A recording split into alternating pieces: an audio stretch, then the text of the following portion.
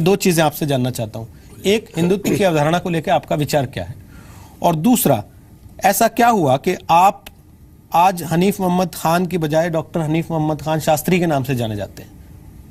जी हाँ, शास्त्री एक तो हमारी ये डिग्री है, दूसरा ये कि हमारी ये भारतीयता की पहचान है। अफगानिस्तान में गया था, तालिबानियों ने मुझे पकड़ लिया था, तो उन लोगों ने पूछा कि आप हिंदू हैं कि मुसलमान हैं। मैंने कहा हूँ तो मुसलमान, बताइए हिंदू आपको कैसे, तो कहें आप शास्त्री लगाते हैं। तो मैंने कहा तो 1 करोड़ मोहम्मद हनीफ नाम के व्यक्तियों को बुला लीजिए, आपको पता ही नहीं लगेगा कि कौन आदमी किस देश का रहने वाला है। और मेरा नाम मोहम्मद हनीफ खान शास्त्री जैसे आप लीजिएगा, आप स्वतः जान जाएंगे कि मैं भारत का रहने वाला हूँ। इस आधार पर डॉक्टर शंकर दयाल शर्मा ने हमारी एक पुस्तक महामंत्र गायत्री और सूरह फातिहा था, उसका उन्होंने विमोचन किया था एज ए राष्ट्रपति, भारत के राष्ट्रपति के हैसियत से। तो उसी समय उन्होंने मुझे ये उपाधि दी थी। हमारी डिग्री भी है और राष्ट्रपति जी के द्वारा दी गई उपाधि भी है, और यह गर्व है कि हमारी भारतीयता की पहचान भी है। तो इसलिए हम हमारे शास्त्री हमारे नाम के आगे ये मैं लगाता हूँ 1994 से।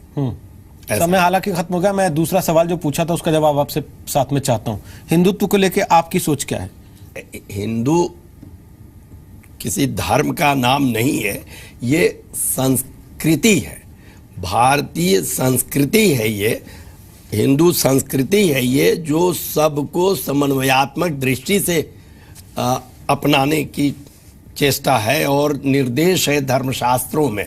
जैसे भगवत गीता में 6वें अध्याय का 30वां श्लोक है कि वहाँ प्रभु का कहना है कि यो माम पश्यति सर्वत्र सर्वं च मयि पश्यति तस्याहम न प्रणश्यामि स च मे न प्रणश्यति। कि जो मुझे सब में देखता है और सब जगह देखता है, उस व्यक्ति को मैं कभी नहीं भूलता और न तो वह मुझे भूलता है। तो इस दृष्टि, यह संकल्पना, यह दृष्टिकोण हिंदुत्व के अंदर है कि हम सारे हमारे अपने हैं, ऐसी भावना होनी चाहिए। और मेरा तो विचार है कि हिंदू बनने से सार्वभौमिकता का सम्मान होगा, सार्वभौमिकता के दृष्टिकोण जागृत होगी, हिंदू कहलाने से नहीं होगी। जैसे हमारे देश की जो संस्कृति, जैसे मिसाल के तौर पे ये दुनिया का वैश्विक संपदा है भगवत गीता। अब 95% आप भारत भर में घूम आइए, भगवत गीता पढ़ने वाले लोगों की बिल्कुल नहीं की बार है। तो हम किस बलबूते पे हिंदू कहेंगे जब हम अपनी संस्कृति को, अपने सांस्कृतिक ग्रंथों को, अपने आध्यात्मिक चेतनाओं को स्वीकार नहीं करेंगे। तो विवाद हो जाता ना, अगर स्कूल में आप कह दीजिए गीता पढ़ाएंगे तो हंगामा मच जाता है। मैं तो शुरू में, मैं 10वीं क्लास में था। आप इस बात से इसको मानते हैं कि नहीं, हमारे देश में हंगामा होता है इस बात पे अगर गीता पढ़ाने की बात कही जाए तो? ये ऐसी पुस्तक है जो किसी व्यक्ति के लिए भेदभाव की बात रखी नहीं। ठीक है, सार्वभौमिक ग्रंथ है, सार्वकालिक ग्रंथ है। इस्लाम इसी का रिमाइंडर के रूप में दुनिया को मिला है। और एक एक बात, इस्लाम जो नमाज की बात करती है, भगवत गीता में पहले बताया गया है इसका। ठीक, मैं आपसे ये पूछ रहा हूं, क्या जो योगी आदित्यनाथ कह रहे हैं कि हिंदुत्व ही असल में धर्मनिरपेक्षता है, आप सहमत होते हैं इस बात से? चार सार्वभौमिक विचार होना हो,